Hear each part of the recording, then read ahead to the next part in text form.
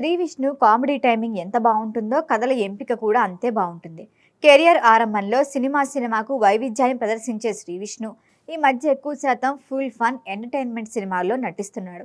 వారం క్రితం విష్ణు విన్యాసంతో వచ్చిన శ్రీ విష్ణు లేటెస్ట్గా మృత్యుంజయ్తో వచ్చాడు. మార్చి 6 విడుదలైన ఈ మూవీ ఎలా ఉంది? ఎంటర్టైన్మెంట్ జోనర్ నుంచి బయటకు వచ్చి నటించిన ఇన్వెస్టిగేషన్ థ్రిల్లర్ ఎలా ఉంది? రివ్యూ చూసేద్దాం. హీరో అవడానికి ట్రై చేయకు జై. నేను హీరోనే.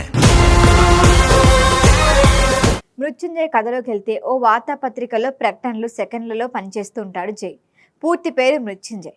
క్రైమ్ రిపోర్టర్ అవ్వాలన్న కలను నిజం చేసుకునేందుకు విశ్వ ప్రయత్నాలు చేస్తూ ఉంటాడు. పేపర్ చదివే వారి సంఖ్య తగ్గిపోవడంతో ప్రకటనలు తీసుకురావటం కష్టమవుతూ ఉంటుంది. కానీ డిఫరెంట్గా థింక్ చేసి చావిళ్లకు వెళ్ళి శ్రద్ధాంజలి యాడ్లు ఇచ్చేలా ప్లాన్ చేసుకుంటాడు. అలా ఓ చావింటికి వెళ్తాడు. అచ్యుతరావు కరెంటు షాక్ కొట్టి చనిపోతాడు. తండ్రికి ఏమైందో తెలియక కూతురు అంజలి దీనంగా కూర్చుంటుంది. ఆ చావుకి కారణం కనుక్కుంటా అని అంజలిపై జాలితో మాటిస్తాడు జై.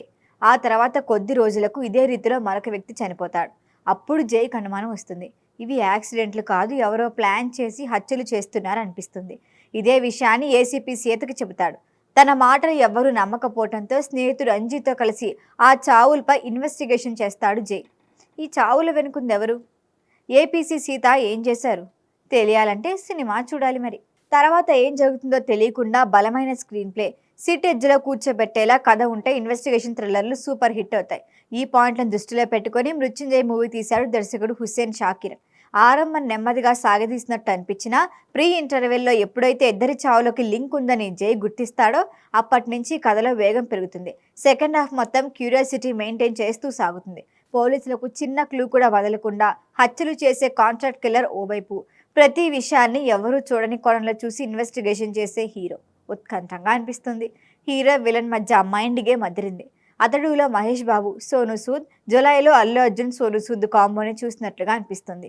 ప్రీ ఇంటర్వెల్లో హీరో విలన్ ఒకరికొకరు తెలియకుండా ఎదురుపడే సీన్ నుంచి సెకండ్ హాఫ్లో హీరోని విలన్ వెంటాడడం, ఆ విషయం తెలియక విలన్ని హీరో వెతకటం టామ్ అండ్ జెర్రీ గేమ్లా నడుస్తుంది. క్లైమాక్స్లో హీరో విలన్ మధ్య సన్నివేశాలు, పాప సెంటిమెంట్ బాగా వర్కౌట్ అయింది.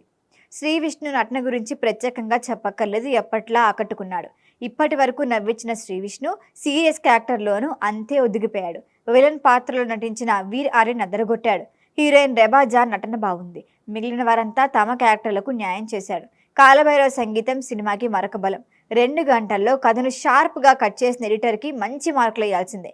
కామెడీ, లవ్ ట్రాక్ లాంటివి చొప్పించకుండా తాను అనుకున్న సబ్జెక్ట్ని పక్కాగా ప్రజెంట్ చేశాడు దర్శకుడు హుస్సేన్ షా. ఇన్వెస్టిగేటివ్ థ్రిల్లర్ని ఇష్టపడే వాళ్ళకి మృత్యుంజయ్ తప్పకుండా నచ్చుతుంది. విష్ణు విన్యాసం కన్నా శ్రీ విష్ణుకి మృత్యుంజయ్ మంచి రిజల్ట్ ఇచ్చినట్లే అనుకోవాలి.